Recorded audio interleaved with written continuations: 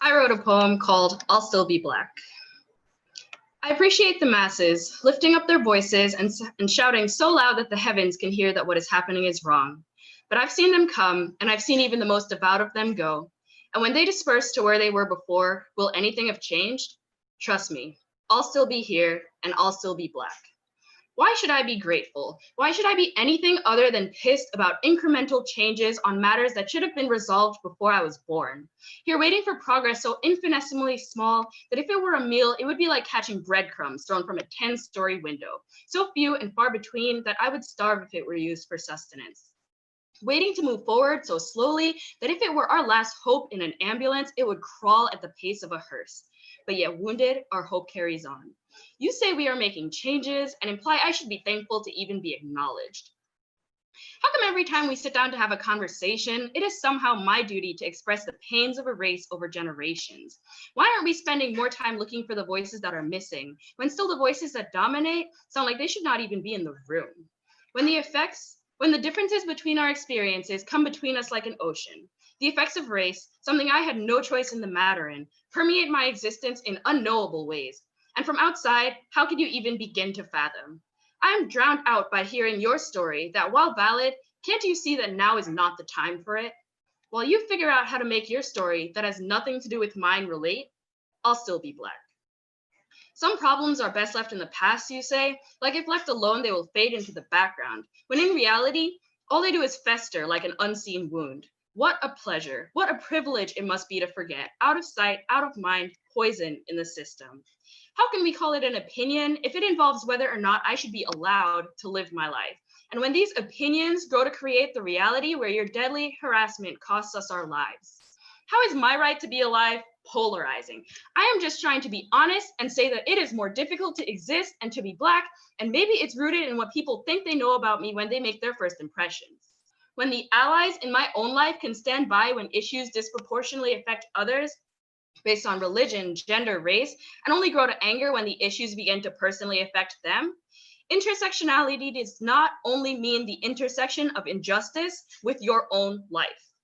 How hard is it to see that the things I say are because I understand my own life's experience? Doesn't it matter when we tell you how much we are hurting without you having to see it firsthand? While you figure out how much you care in the meantime, I'll still be black. Why?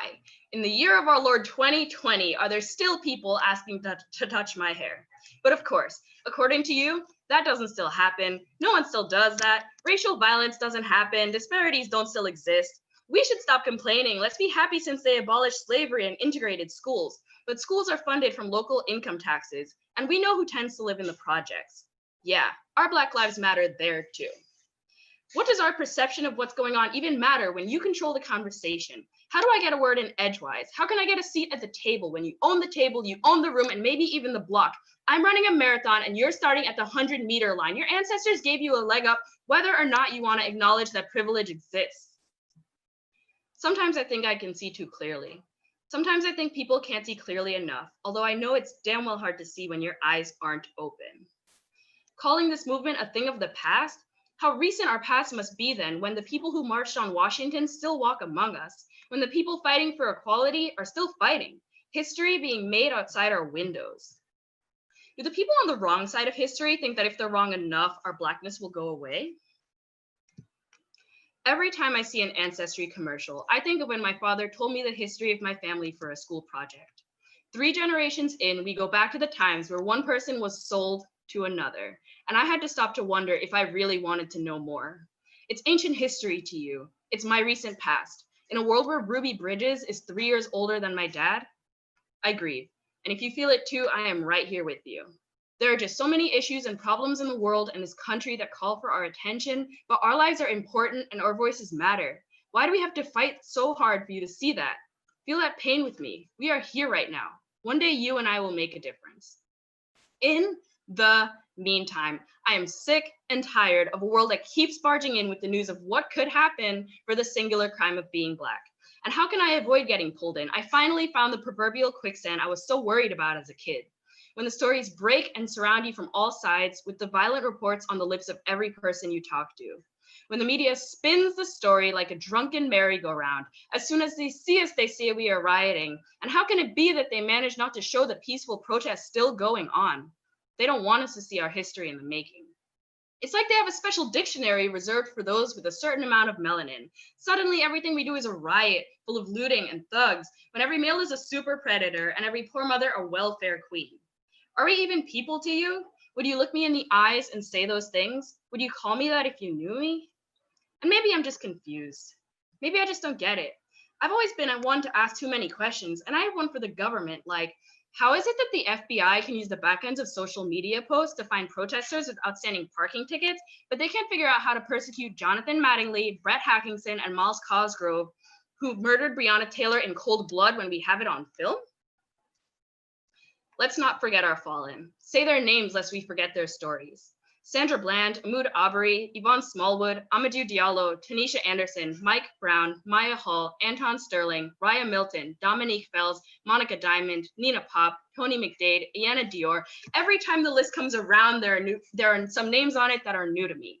What crime is too small that we won't pay for our lives? Can I sleep? Ask Breonna Taylor, Ayanna Jones. Can I walk home? Ask Trayvon Martin. Can I breathe? Ask George Floyd, Eric Gardner. Ask Rodney King. Do they need a reason? How many others have been lost to history for the simple crime of existing while Black? Murdering our children from Emmett Till to Tamir Rice, George Steiny Jr. was the youngest child executed in this country for a crime he did not even commit. The pain. I can't say every name, but how many more will we have to lose as a possible side effect of being Black in America? Tell me, how am I supposed to move on and weave this into the fabric of my life? How am I to heal when the wound is constantly reopened? You can't heal in the same environment in which you were broken, but I have work on Monday, and where else am I supposed to go?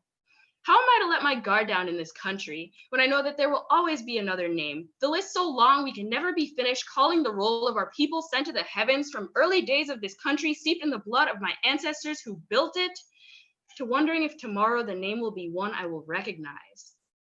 Don't tell me or my Blackness when to move on. When even a pandemic can disproportionately affect our people, the disease are being cared for in a system with doctors who are not trained to look for the symptoms presented on our skin. At the intersection of there will be more lives lost from this virus, and knowing that we, the people of color this country does not care about, hold a vast majority of the jobs that need to be done in person. How can it not seem like we are pre-selected to die? How can I find the space to breathe, to stay alive in this country, and still be Black?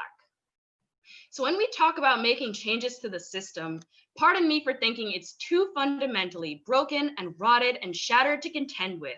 When my friends say step one is to burn it all to the ground, I say you tell me what time. And it's not like we don't try to come up with solutions or suggestions to play at making things better, fighting for justice for past generations, screaming for change until our throats are raw, until we are spent and all we are left with is silence. How can we reform a system that began with all men are created equal, which in itself did not include all men, much more provide space for Black women, trans, and non-binary people in a country that excluded us from the start? How effectively can you erase us? Showing Marsha P. Johnson as a white boy? You can't replace us. Your idea of a horror movie is my everyday existence. How can we make changes when the institutions in charge of our oppression are so profitable? When our children are pulled out of the riverbanks that are our schools to feed the pipelines to the prisons, where their free and cheap labor can be called anything aside from modern day slavery. When our Black and brown culture is only acceptable when it is poised, phrased, and positioned for white consumption, when the brands we adopted and made cool turn their backs on us. In a world where no one even wants to mention the invisible war we are facing or talk openly about what's going on. Oh, first time? Don't get bored or tired and leave. At the end of the day, I'll still be Black and I'll still be here fighting. This is our problem, but maybe not our children's. Let's finally get this right because I'm Black and they'll be Black too, and we don't want to live in a world where people are persecuted for things they cannot control. Let's let our outrage consume the system like fire so that from its ashes, we can finally birth something that makes space for us all. I look forward to the day that my smile is genuine and not the smile I plaster on to play along in the hopes that one day things will be different. Because even with all odds stacked against us, we will overcome. Whether today or tomorrow, the elation of a Juneteenth celebration brought together around the smoke of the grill, to celebrate the rich history of the melanin that calls so sweetly to all of us by name. The resilience of our communities will see us through. And maybe the words I have said here have been spoken before, and maybe I am not so creative to entice those unwilling to listen. I don't speak for everyone, and I don't speak for every issue, but as a minority, it is constantly put upon me to try.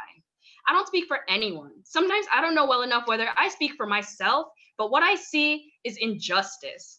And while filled with anger and with sadness, I am also drawn on with just a glimmer of hope. I know that I am thankful for the movement that's bringing awareness to inequality in all realms, because there are others in need of attention too, and oppression for one is oppression for all. We can fight for communities on reservations that have had their voices systematically erased in this country and still be Black. We can free children from being separated from their parents and sent to cages instead of having the opportunity for a better life while being Black. And we can fight for equality for all while at the end of the day knowing we'll still be Black.